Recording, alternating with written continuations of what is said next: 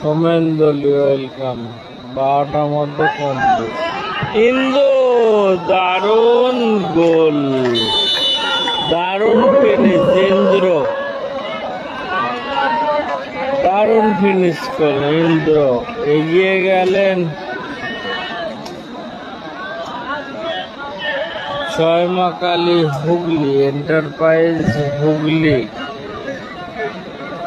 রাজা ইন্দ্র ব্রিগেড দারুণ